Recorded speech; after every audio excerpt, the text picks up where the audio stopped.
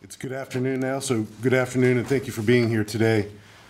Literally within hours following a vicious break-in and rape in the wrestling community, 22-year-old Anthony Devaniel Agee has been arrested and criminally charged with the following crimes: rape, burglary with intent to commit rape, abduction, and the prevention of a 911 call. Major Ed O'Carroll, who's the Bureau Chief of our Major Crimes Bureau, is going to go into details. We wouldn't be standing here today and this vicious, callous criminal, the worst of all criminals, wouldn't be off the street if not for the collaboration that occurred from many folks. So the community, the wrestling community in particular, was instrumental. Our police officers, our cops assigned to the Reston District Station helped detectives identify this person. This person was known to police officers. He's known to the criminal justice system. He's known to the FCPD.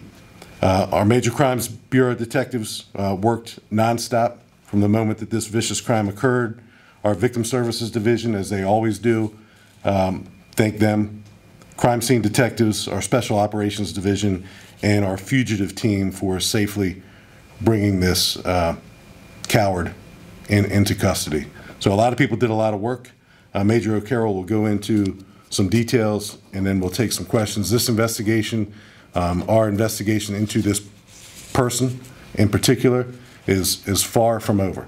So we're looking again to connect him to any other crimes unsolved, unreported. We're not done with him yet, but he's off the street. That's the good news. Our condolences to the victim in this crime, her friends, her family. What she has to go through is unimaginable. So our thoughts, prayers with her, and she has a long journey in front of her, and we owe it to her, we owe it to the community to continue to identify other crimes that this monster was involved in. Major. Thank you, Chief. Good afternoon, everyone. Imagine for a moment a horror scene out of a movie. Imagine for a moment everyone's worst nightmare. An adult woman who falls asleep in her living room while watching TV, wakes up to a man standing inside her apartment armed with a weapon. But this wasn't a movie. It was Sunday night, minutes before midnight, in an apartment in the 2200 block of Lovedale Lane in Fairfax County in the Reston Shadowwood community. The intruder threatened the woman and ultimately raped her on the floor of her own home. After the brutal rape, the predator fled the apartment after locating the victim's phone, which he stole. Officers from the Reston District Station were called to the scene, and they immediately started a search for the suspect, ground search, and we used our canine team. The victim's phone was located, discarded a distance away from the apartment in the woods. The suspect was not located. Detectives from our Major Crimes Sex Crime Squad, our detectives from our cyber and forensics team were dispatched to take over the case from patrol, and they went to work. The officers and detectives had been made aware of a previous case from June 9th.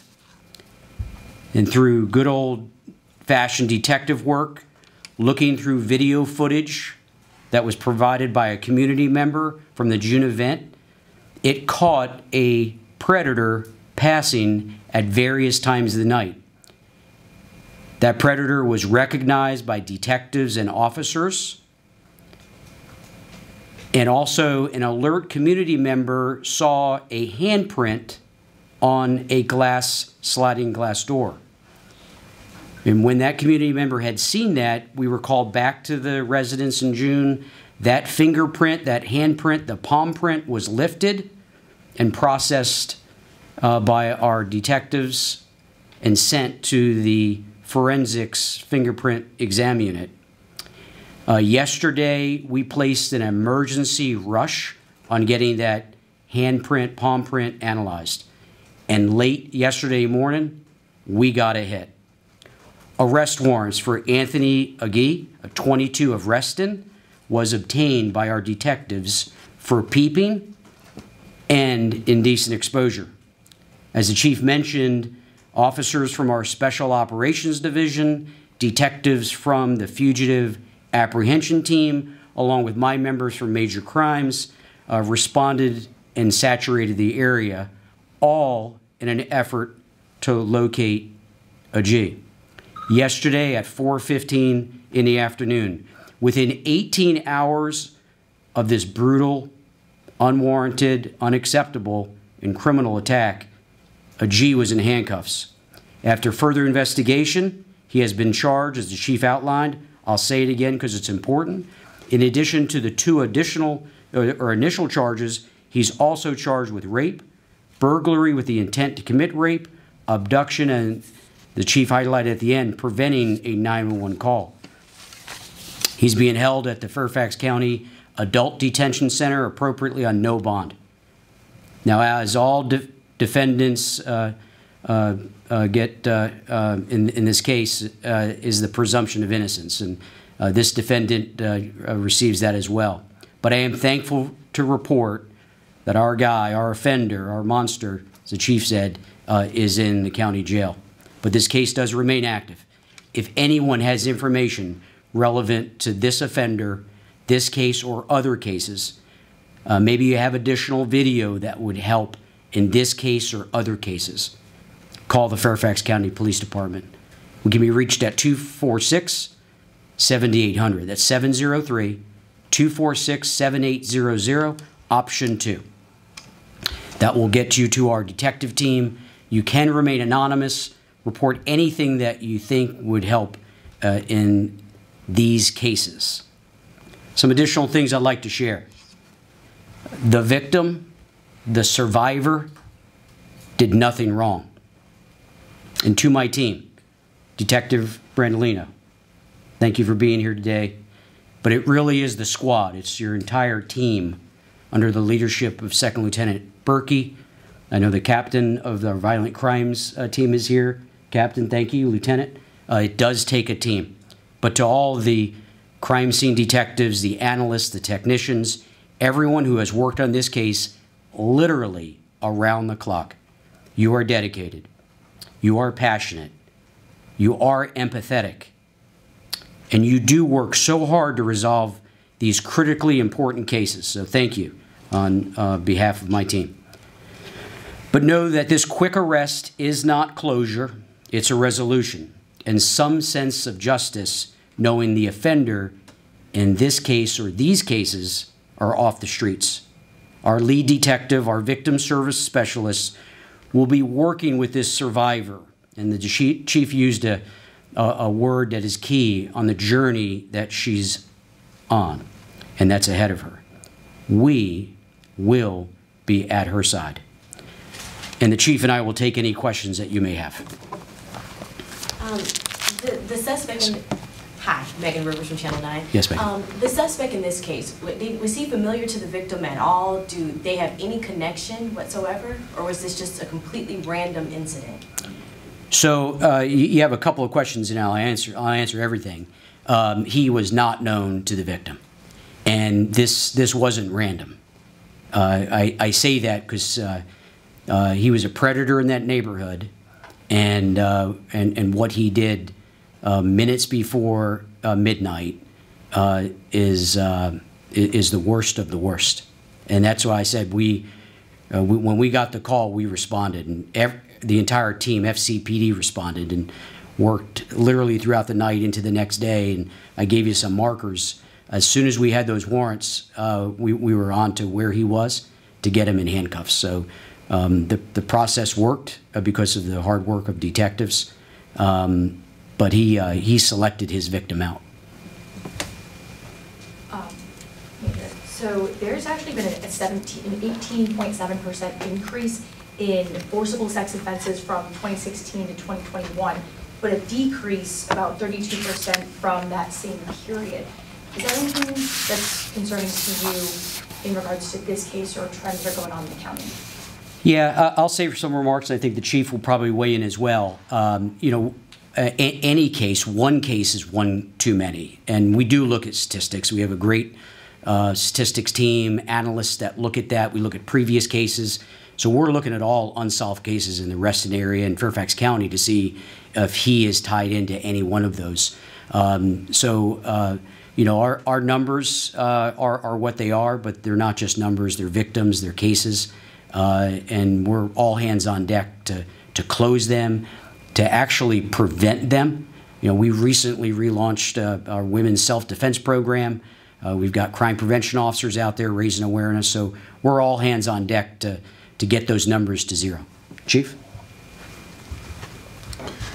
So the numbers and the statistics, and behind every number and behind every statistic is a person, a victim, a survivor. So depending on what particular sex offense we're talking about, we have many different categories, and the things that we look for are serial offenders.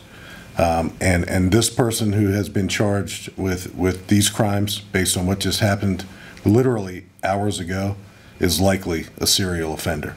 So now we're going to work backwards, and for those women in that particular community or elsewhere who, for whatever reason, did not report an incident or a sighting or an attempt to enter an apartment or a home, it's never too late, and it helps us put the pieces together. So you know, we do look for trends, patterns. We look for people who reoffend. This person, again, is a convicted felon, known to the criminal justice system, known to the FCPD, and because he's so well known to us, it certainly assisted in our ability to quickly apprehend him. Paul? So you have this incident on June 7th. Is it believed, you said he was charged with peeping. Is it believed that he may have been stalking that person and try to get into that residence? And then how were you able to link that case with this case? So, Paul, I'll let the major answer that question, because I don't want to say anything that may jeopardize the ongoing nature of this investigation. But again, we are looking retrospectively, geographically, and we're looking at him. And there's numerous ways that we can help, or we can seek to identify where he has been. And we're doing that hard work right now. But I'll let the major, to the extent that he can, answer the other part of your question. Yeah, so the earlier event in June gave us the ability, with an abundance of probable cause, to arrest him on that. Once he was in handcuffs at 4:16 yesterday, our detectives went to work and did what detectives do, is inquire about the case from hours earlier. So we conducted additional interviews and collected additional evidence, and there is an abundance of probable cause that led us to those additional charges. It's appropriate. Like I said, we got our guy. This is not a whodunit anymore, and it's not, this is solved, 100% solved. So it sounds like you're saying that he admitted that he was there that night. So I've never taken the stance where I give information on the cooperation of a defendant that's arrested and charged and interviewed. I would say he was brought back to headquarters, and we spent an extensive amount of time in this building. And then why was he known to Fairfax County Police? So his charges are lengthy. They're a lot of them over a long period of time. He's been a busy fella. Now he's busy at the jail where he needs to be. But I can tell you, when we assembled a massive team throughout the night, bringing in more staff, more experts and forensics, and again, just great detectives, and they're in the room today, and officers that were coming on shift identified who he was, and that gave us the break that we needed. Any other questions? Just a message you have to the community, because you mentioned that he's known to you, he may have been involved in other sexual assaults. To those who may be afraid to come forward, what's your message to them? So I in my remarks earlier, I spoke about how caring our officers are. And all my detectives, all the detectives in the Detective Bureau start off as street cops. They wear a uniform, they go on calls. So my staff are kind of homegrown through the law enforcement profession. I mean, the chief and I collectively, have 60+ years of service in law enforcement. Officers care, I care, my team cares, our officers care. So people can and should report crimes. We mentioned analysts and others that help us connect crimes. We can do it forensically. We can do it through proximity. So have the confidence to call law enforcement. We've got great staff, victim services, who's in the room today. Thank you, Director Fayez and your team. So we're all in to support people that want to report crimes or report suspicious activity, and that could aid us in breaking a case. So he's off the street, not able to do it again, because we have a great community and some people called. And I think we're going to receive more information, which is going to help tell the full story. And you did say that he, oh, sorry. I just wondered, can you confirm the spelling of his name? Is it A-N-T, or is there an H in there? So it's Anthony, common spelling, A-N-T-H-O-N-Y, middle initial D as in D, David, and then last name is A-G-E-E. He's 22. And then you said that he's now currently in the Fairfax County Adult Detention Center, but for people who may still be feeling uneasy, what can they do to keep themselves safe in their own homes, because something like this shouldn't happen again? Yeah, so thank you for asking that question. I think residents can do a lot. We've got a robust crime prevention unit. We have commanders that organize events in their district. And Captain Pageray, thank you for being here as the commander of the Reston stations here today. Cares about this case. Thank you for being here, Captain.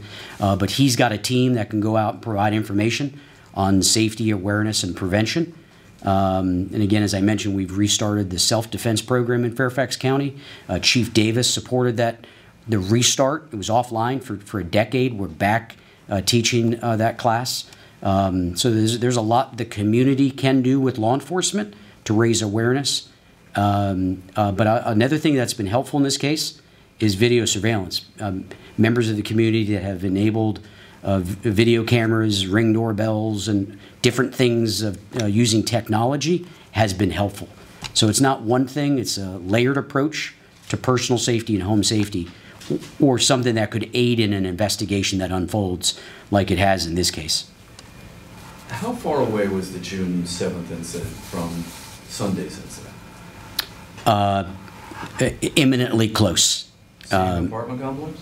Same neighborhood, same apartment complex. Yes, so imminently close. That's why we're looking at all the cases in the Reston area, or even outside Reston. That's why our net has now moved to a larger area of Fairfax, because what the history of this predator tells us, he's made his way around, and we're going to see where he's been and what he's done. So we might be back before you announcing additional charges. Let me ask this question. So with all the technology that you guys have at your disposal these days, I know that there's a lot of cases out there where you guys will share a photograph of somebody around within your units, right?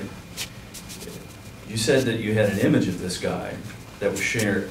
Was it not good enough that you were able to share that around within your units, that anybody noticed or recognized this guy? Yeah, so it's well known. No, great question. So I think the individuals that had seen the photo, the still photo of the video that was obtained, it didn't strike anyone's knowledge that that's who it was. Once the case broke yesterday, our detectives and others said more law enforcement had looked at it, and that's where we got some of the initial breaks in the case. I mentioned good old-fashioned police work because fingerprints and palm prints work. That's trusted and reliable. I'm often, Chief and I talk about DNA and forensics. You know, the palm print helped us seal the deal. Chief?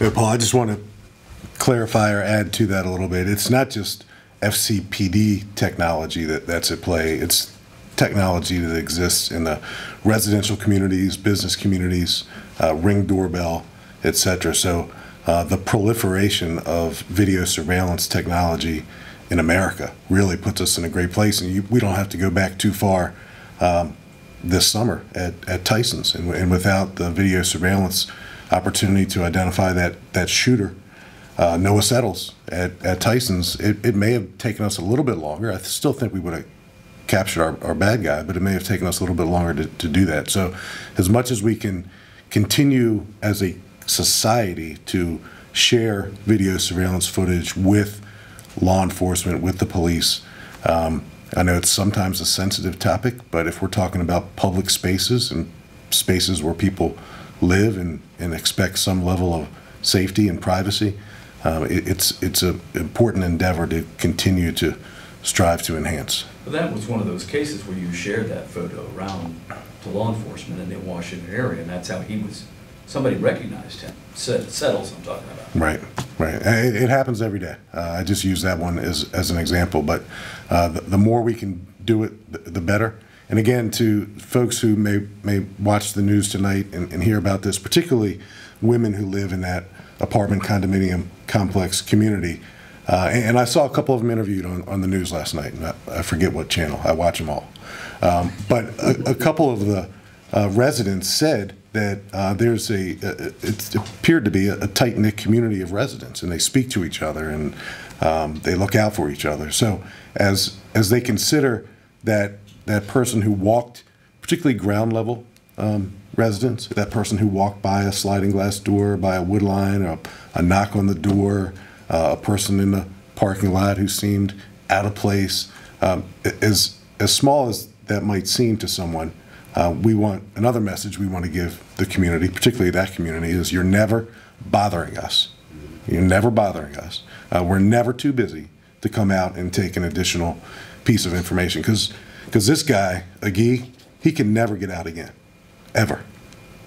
Not only does he need to be in the jail where he is right now, he needs to be under it. A person like that has no place in society now or 20 or 50 years from now. Question for you. You said, and forgive me if you Megan. already answered this, but you said he is from Reston. Is there a complex nearby, or how close do you think he lived to that area? Yeah, he lived nearby. Close enough, walkable. Okay. He doesn't live there anymore. Yes, sir. Michael Powell from Patch. In your initial release, you said that the victim had received minor injuries. I just want to confirm that. Yeah. Yeah, so she did. She was treated at a local hospital. The answer is yes. And that, when we responded, that is our first interest, is to give aid to the victim, and that's what we did. And at the same time, the detectives are responding, and we're on the case. And again, within 18 hours, it's the outcome. And like we do in all cases, as I mentioned, victim services is going to be with that survivor through the journey that she's on. Yeah. Yes, sir. And maybe you've answered this already, if so, I apologize, so much information here, but for last Wednesday's attack on the one near Richmond Highway, is this case connected to that at all, or have you said? Yeah, so thank you for bringing that up, and we are looking at that. Initially, we don't think so, but we're open-minded.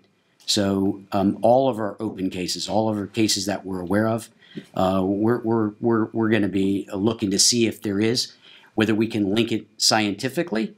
Now, we were back out there Friday night.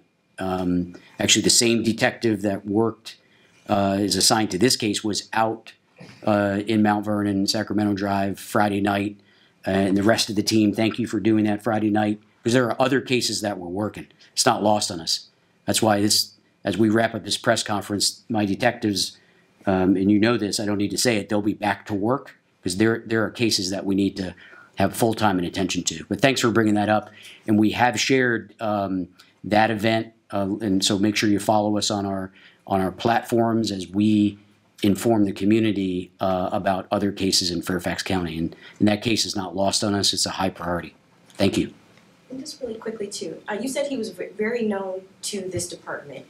He has a lengthy rap sheet. How is he on the streets though if he's seemingly a career criminal at such a young age, at 22? Yeah, well, Megan, that's the question that every player in the criminal justice system needs to continue to ask ourselves.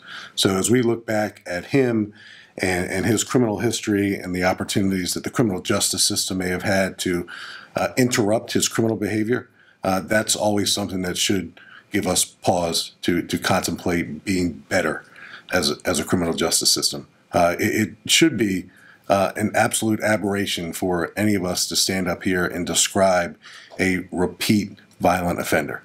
You shouldn't be a repeat violent offender because your criminal behavior should be interrupted by incarceration. So that's one thing that we always look back at, as does every entity in the criminal justice system. So that's certainly a larger conversation. But your earlier point, I just want to put an exclamation point on it. There was no relationship between the victim and this monster, none whatsoever. And our investigation at this point indicates that he did choose her, he selected her, he targeted her.